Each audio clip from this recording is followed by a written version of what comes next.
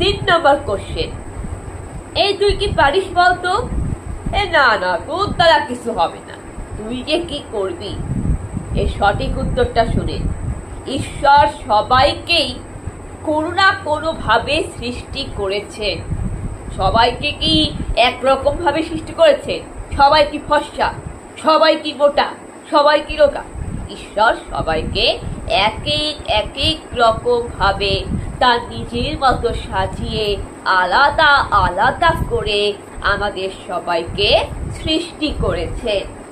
সব মানুষ যে সব বিষয়ে সব কাজই পারদর্শী হবে, এক্সপার্ট হবে, এমনটা কিন্তু নয়।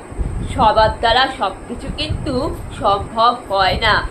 এক একজন মানুষ তার নিজের ট্যালেন্ট, তার নিজের প্রতিভা, নিজের বুদ্ধির দ্বারা নির্দিষ্ট কাজে এক্সপার্ট, পারদর্শী।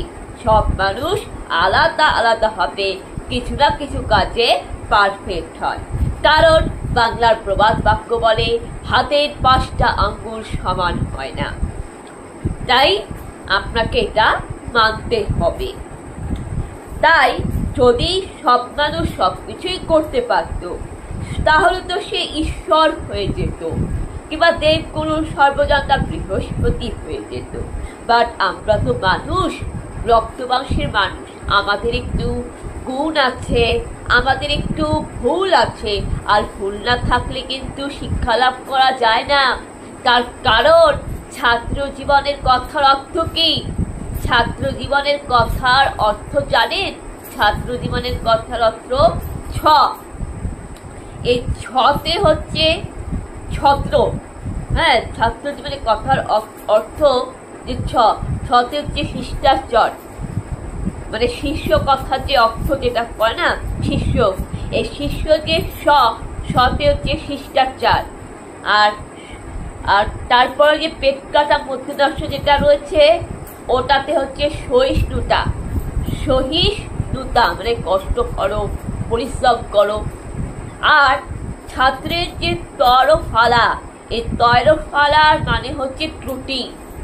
ছাত্র মানে ত্রুটি, ত্রুটি মানে ভুল। ছাত্ররা ভুল করবেই, সে ভুল থেকেই শিক্ষা পাবে। আর শিক্ষক হচ্ছে সেই যে সঠিক শিক্ষা দেয়। সুতরাং মানুষের মধ্যে ভুল থাকবে, ভুল না থাকলে শিক্ষা লাভ করতে পারে না। আবার মানুষের মধ্যে গুণও রয়েছে, মানুষের মধ্যে গুণও আছে।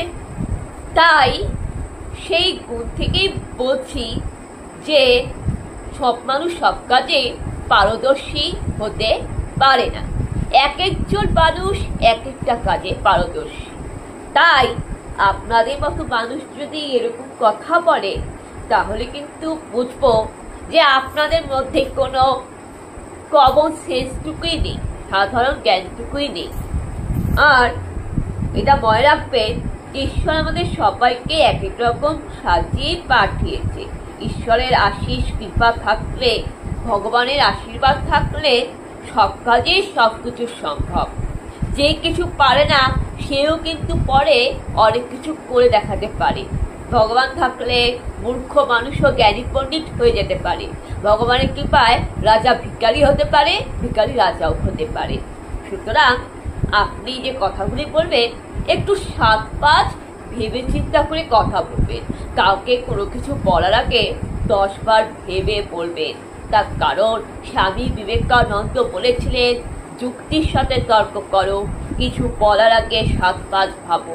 আর আপনাদের মতো টক্সিক মানুষরা যারা নেগেটিভ কথা বলে আমাদের মতো ছেলেমেয়েদের আত্মসম্মানে আঘাত করেন, তাতে মনে হয় না যে আপনারা 7-5 ভাইবে চিন্তা করে কিছু কথা বলেন। আপনাদের মনে এক, মুখে এক, কানে এক। আপনারা শুনবেন এক, বলবেন এক।